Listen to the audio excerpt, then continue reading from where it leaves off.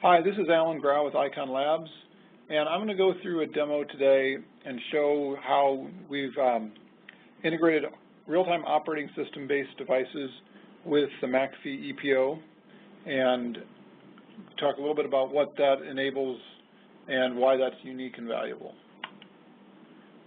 So this shows conceptually what we're talking about. We're talking about taking devices built with operating systems such as VxWorks or Integrity or MQX, and using software that we put on the device themselves, as well as some software in the middle, to enable these devices to communicate back to the ePO and SIM. And this is something that hasn't been done before. And there's literally millions of devices, that are out on networks today that are unmanageable.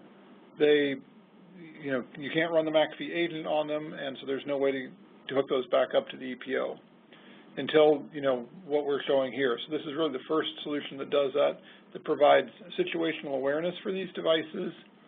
We also have the ability to manage these devices, so we can set policies on the ePO, and those will get pushed down to these devices, as well as providing protection on the devices themselves. And this just shows really quickly what the architecture for doing that looks like. So on the VxWorks system or the Integrity system, the real-time operating-based system, we've got a layer of software running, and then we've got a virtual machine that enables communication between multiple devices and the ePO, which we'll be showing, and then in the future with the SIM as well. So what we have in this window that I just pulled up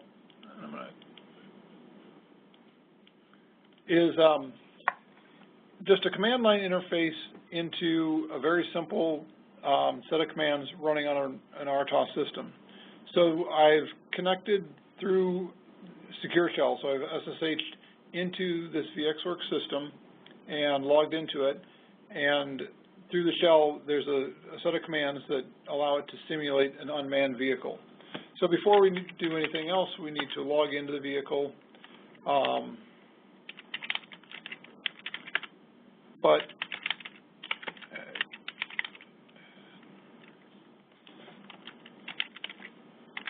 I have to get the password right. So now we're logged in. So we can take a look at the status of the vehicle. We see that it's currently turned off. We can look at the configuration of the vehicle, and we see that the vehicle is actually disabled. There's some firewall rules configured for it as well. And so, since it's disabled, if we try to execute any of the other commands, such as start the engine, if we type it right, that those are not allowed because the vehicle is disabled. So, and that's a policy that was pushed down from the ePO, and we'll come back to this in a minute. But what I want to do for a moment, just kind of keeping in the back of the mind that we've got this ePO connected device out here, is go and take a look at our ePO. And the first thing we're going to do on this is we're going to take a look at these policies. And here, these are the filtering policies for protection of the device. So we actually have a firewall running for protection. And then we've got a list of IP addresses and statuses. And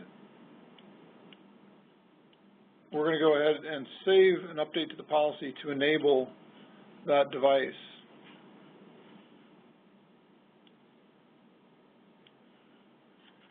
So we'll come back and talk about this a little bit more as well in a moment. But like, any policy on the ePO, that's something that can get pushed down to the device. So we go and we select the device, and we'll wake up the agent and send the policy out. So what I'm going to do now for a second is take a look at some information on the dashboard. So we've created a dashboard for the Floodgate proxy that shows all the events that are being sent from the device up to the ePO. And we're running some tests, so we've got a couple of machines that are sitting there generating quite a bit of traffic. So the upper left here just shows a summary of all the events that have been sent in from the RTOS-based systems to the ePO. We've got vehicle status events, device info events, and host events are the three types of events that we have running in this demo.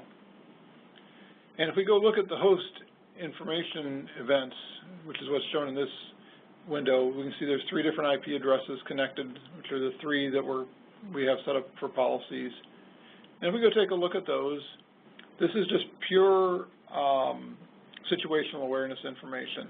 So from IP address 192.168.0.18, we see what the MAC address is. We see it's running VxWorks version 5.4. The host name is UAV.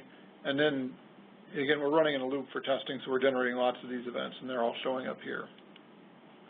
And again, the critical thing is now we have an RTOS-based device sending information up to the ePO. This window in the lower left shows a set of vehicle status events. So if we click through on that, we see what the vehicle status is at different points in time. So again, the vehicle is just sending in situational awareness events. You know, it was driving for a while, then it got turned off, driving again, turned off. For a little bit it was turned on but parked, and then driving again. So just information that gets updated. And the key thing with this is, again, this is a simple simulation for a demo, but this could be extended for really to cover any requirements that the customer has and to support any information that's collected on the device. So for a sensor, you could be providing, you know, just the sensor reading information here, and it could be very simple. For the unmanned vehicle, this could be expanded to include information such as, you know, the GPS location, the speed, how long it's been driving, you know, really any information that you want to support could be added to the system. And then the other window down here on the lower right is showing a summary of the commands that have been issued on each of these devices. So this is the machine that we were logged into just a few minutes ago. And if we look at the bottom of this, we see that we had an invalid login, actually a couple of invalid logins, but 2 just a few minutes ago. One was an invalid with the username admin, and one was a valid login with the username admin. And so the login attempts that we were doing have already shown up and are now visible at the ePO. So again, information from the RTOS, visible by events being sent to the ePO. We're going to come back here, and we're going to do show config again. And it's showing the vehicle still disabled. It takes a few minutes with the ePO for the information to get pushed down to the device. I mean, as policies do, you know, those aren't sent out right away. Even with an update, it takes a few minutes. But that information should be down here in a minute. So we'll go back into the ePO and see if things have processed all the way through. So let's see. Get back into our ePO.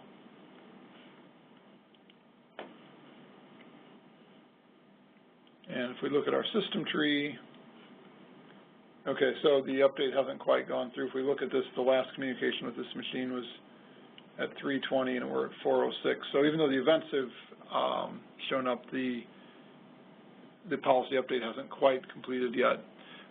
While we're waiting for that, one other thing that we can note here is that if we look at the detail in the system, that the Floodgate proxy product, you know, is reporting policy or reporting status information back. So, you know, we can look at the device, the virtual machine or the proxy device, and see that it's connected to the ePO.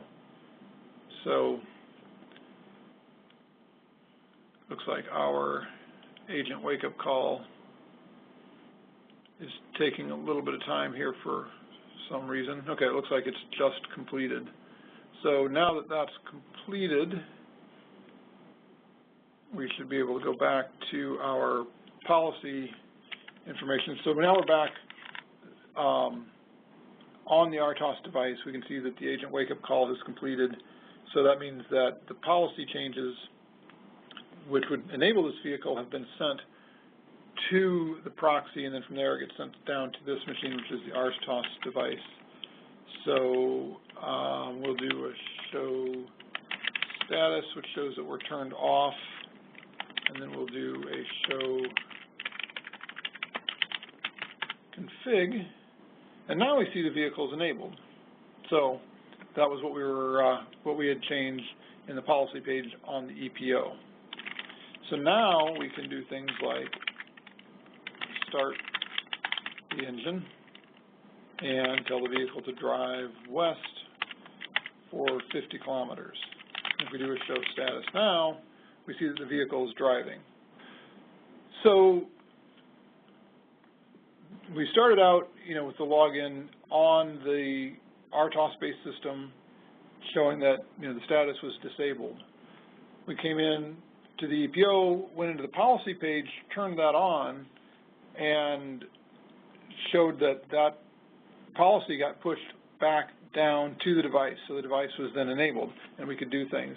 We also showed on the dashboard all the information being sent from the ePO, from the 3 different RTOS devices that are connected, being sent up to the ePO. So, really this is enabling something that really hasn't been done before. It provides users with situational awareness for devices that they can't see, control over those devices by turning them on and off, and then through the firewall rules, the ability to add security onto the device themselves. So that's, I'm going to wrap up the demo with that. If anybody has any questions or wants to get a hold of me after this, again, this is Alan Grau with Icon Labs, and the easiest way to get a hold of me is just send an email to info@iconlabs.com. Thanks.